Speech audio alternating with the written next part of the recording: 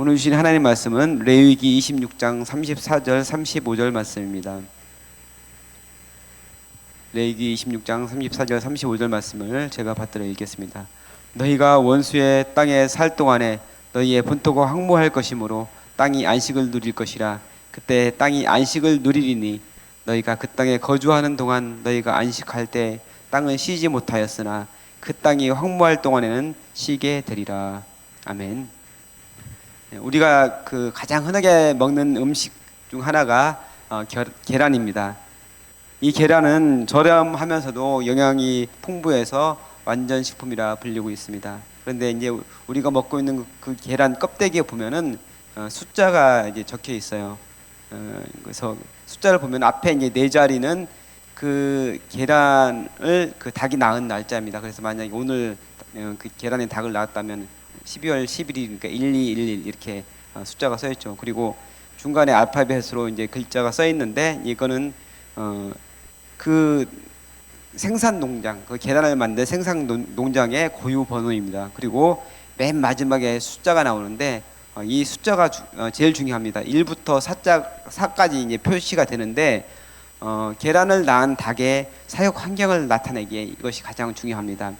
1번은 그야말로 그냥 놓아서 먹긴 닭으로 가장 그 좋은 환경에서, 최상의 환경에서 자란 닭이 낳은 계란입니다. 그리고 2번은 실내 평사에서 닭이 비교적 자유롭게 돌아다니면서 그 계란을 낳을 수 있도록 활동하면서 이렇게 낳을 수 있도록 한 그런 환경, 거기서 낳은 닭이 그 계란이 바로 2번입니다. 그리고 3번과 4번 계란은 닭장 안에 닭을 가두고 움직이지 못하게 한 상태에서 먹이를 먹이고 그리고 알만 낳도록 한 닭에게서 난 계란입니다. 그래도 3번은 그나마 좀 나은데 어느 정도 크기냐면은 그 사방 1m 크기 안에 닭이 몇 마리가 들어가느냐? 13마리가 들어갑니다. 이게 3번이고 4번은 사방 1m 케이지 안에 20마리의 닭이 들어갑니다. 그런 환경에서 이제 닭이 계란을 낳는 거죠. 그래서 이걸 따져 보면은 그 닭 한 마리가 A4 용지, 우리가 흔히 보는 그 A4 용지 그 하나도 되지 않는 그런 환경에서 자라고 있다는 것이죠. 거기서 이제 낳은 닭이 그 낳은 계란이 바로 4번 계란인데 바로 이게 알 낳는 기계밖에 역할을 못하는 그런 환경에서 낳은 그런 계란입니다. 근데 우리가 먹는 대부분의 계란이 그 4번입니다. 거기에 보면은 무항생제라고 써 있긴 해요. 근데 이 닭이 엄청난 스트레스를 받으면서 좋지 않은 환경에서 낳은 계란이 결코 우리 몸에 좋을 리가 없습니다. 이게 근데 계란만의 문제는 아닙니다. 우리가 먹는 음식들, 즉 밭에서 나는 그 많은 종류의 농작물들이 이런 식으로 재배가 됩니다.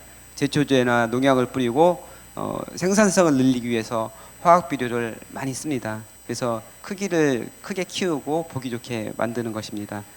이렇게 만들어진 농작물들은 보기에는 굉장히 좋습니다. 그래서 이거 먹으면 몸이 건강해질 것 같습니다.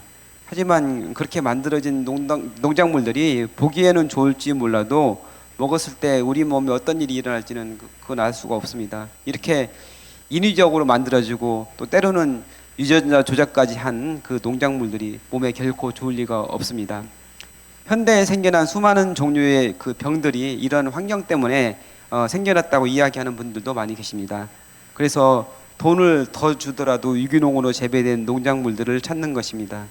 유기농으로 재배된 것들은 보기에는 볼품이 없을 수 있습니다. 크기도 작고 맛도 덜할 수 있습니다. 벌레 먹은 자국이 있기도 합니다. 하지만 이것이 몸에는 진짜 좋은 것이라고 할 수 있습니다. 오늘 본문에서는 땅이 마치 사람인 것처럼 의인화해서 말씀을 하고 있습니다. 땅이 안식을 누릴 것이다, 이렇게 말씀을 하고 있습니다.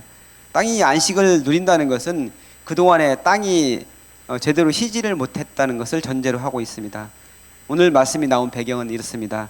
하나님께서는 이스라엘 백성에게 율법을 하나씩 구체적으로 그 세부 조항을 말씀하십니다. 그리고 26장에서 마무리하는 말씀으로 말씀을 지켰을 때와 그렇지 않았을 때에 일어날 일들을 축복과 저주의 형태로 말씀하고 계십니다. 이는 고대 세계에서 국제 조약과 같은 중요한 법적 문서들을 작성하고 마지막에 그것을 지켰을 때의 혜택과 어겼을 때의 저주를 상기시켜서 그리고 마무리한 것과 같다고 할 수 있습니다.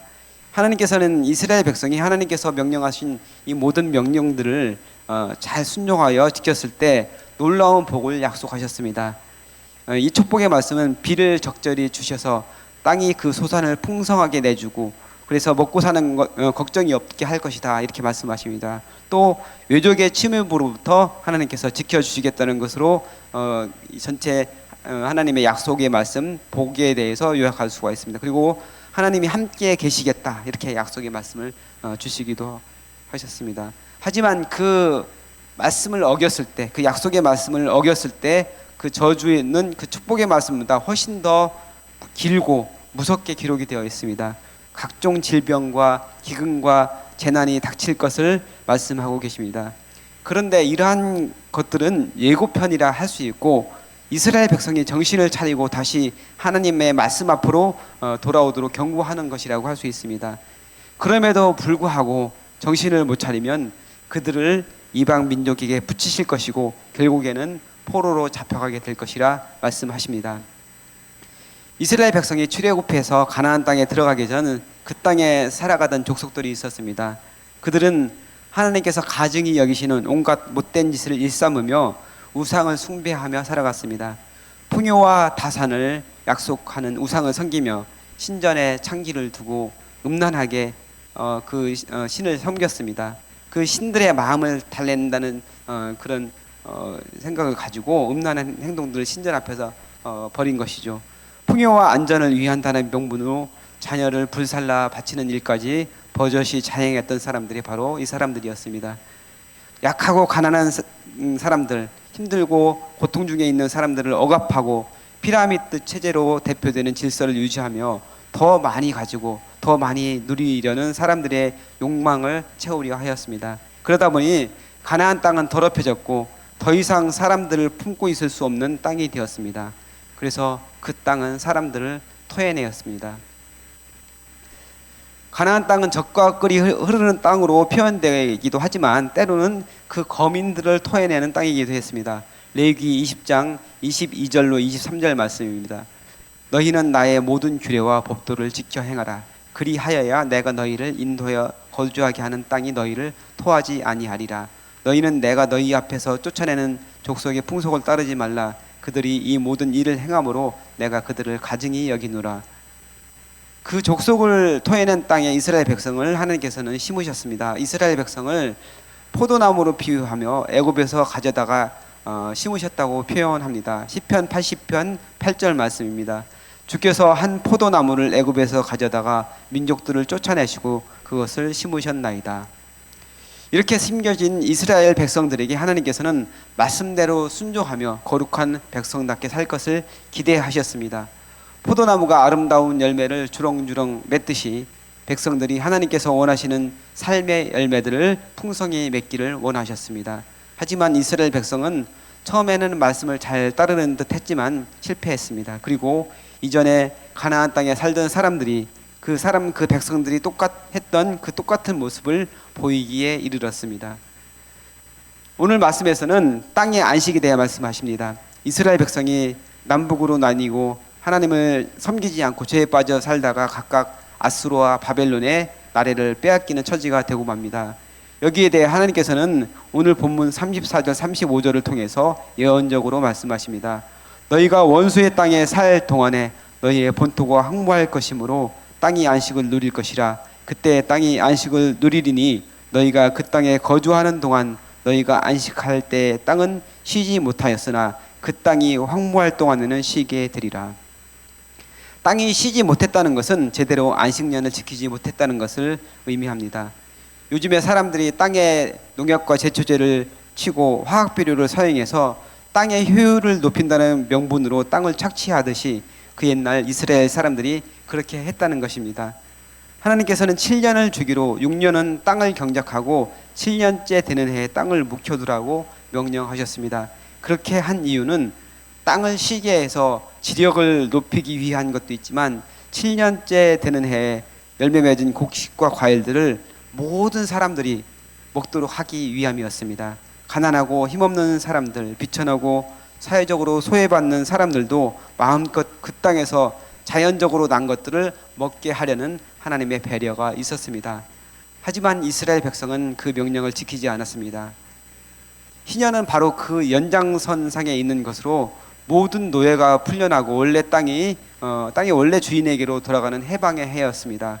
안식년도 제대로 지키지 않은 사람들이 그 이스라엘 백성들이 희년인들 제대로 지켰겠습니까? 사람들이 하나님의 뜻을 거스르고 욕심을 채우면은 자신들이 생각하고 계획한 대로 될 것 같지만 결코 그렇지가 않습니다. 결국에는 하나님께서 만드시고 설정해 놓으신 그 섭리대로 일이 진행됩니다. 이스라엘이 지키지 않은 안식년과 희년은 이스라엘과 유다가 망해서 적국의 포로로 잡혀감으로 자동적으로 지켜지게 되었습니다. 땅이 황폐화됨으로 안식을 얻게 되었습니다. 유다 백성은 바벨론으로 잡혀가서 에레미야 선지자가 예언한 대로 10번의 안식년이 지나 70년이 차고 나서야 다시 고국에 돌아올 수가 있었습니다. 오늘 우리 사회는 효율을 중요시하고 눈에 보이는 것에 큰 의미를 둡니다. 처음에 말씀드렸듯이 농작물도 크고 화려해 보이도록 처리를 해야 상품 가치가 있다고 사람들은 생각을 합니다. 그렇게 하려면 땅을 착취하고 쥐어 짜야 합니다. 그 결과 우리가 살아가는 환경이 망가지고 우리의 건강과 안전을 위협하는 땅으로 변하고 맙니다. 이는 사람에게도 똑같이 적용됩니다. 능률이라는 이름으로 각종 위험한 곳에 하청 비정규직 근로자가 투입이 되고 수많은 사람들이 제대로 보상도 받지 못하고 죽어갑니다. 사람에 대한 착취도 자연스럽게 이루어지는 땅이 지금 우리가 살아가고 있는 땅입니다. 이 모든 것들이 사람의 욕심과 탐심의 결과임을 생각해야 합니다. 하나님께서는 결코 효율을 말씀하지 않으셨습니다. 지금 우리의 시각으로 보면은 말도 안 되는 것을 시키시는 것 같습니다. 하지만 그것을 명령하신 이유는 하나님의 백성으로 이 땅에 살면서 세상 사람들의 가치관을 가지고 나의 이익을 위해 나의 욕망을 위해 살아가지 말라는 것입니다. 육신의 정욕, 안목의 정욕, 이생의 자랑이 이 세상 사람들이 가장 중요하게 생각하고 가치 있다고 생각하는 것이 아닙니까? 하나님의 자녀로 예수님의 보혈로 한 지체가 된 우리는 사랑의 법을 지키면서 살아가야 합니다. 내가 손해를 보더라도 내가 힘들더라도 하나님의 뜻이 나를 통해 이루어지는 그것이 가장 중요한 것이라는 사실을 믿음으로 고백하는 사람들이 바로 그리스도인들인 것입니다. 이렇게 성령께서 부어주신 사랑을 마음에 품고 살아가는 저와 여러분 되시기를 주님의 이름으로 축복합니다. 다 같이 기도하겠습니다. 거룩하신 하나님, 세상에서 살아가며 세상적인 가치관과 기준으로 우리의 모습을 보며 실망하지 않게 하시고 우리에게 부어주신 사랑으로 살아가는 말씀 삼 공동체가 되게 하여 주옵소서. 감사드리며 우리를 구원하신 예수님의 이름으로 기도하옵나이다. 아멘. 이 시간 다음과 같은 기도의 제목으로 기도드리겠습니다. 지금 들은 말씀이 내 삶으로 이어지게 하옵소서. 2023년 우리 교회에 주신 말씀 묵상의 길입니다 라는 표어를 붙잡고 승리하게 하옵소서. 동네 세배줄 성경 소그룹 말씀 묵상을 통해 하나님의 은혜를 충만하게 경험하고 거룩함에 힘쓰는 말씀 삶 공동체가 되게 하옵소서.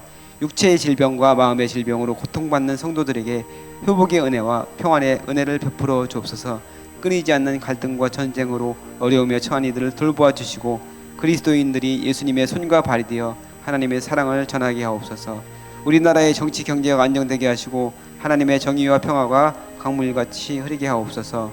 공동기도문의 기도 제목과 여러분 가지고 나오신 각자의 기도 제목을 따라 기도하시다가 자유롭게 들어가시기 바랍니다. 기도하겠습니다.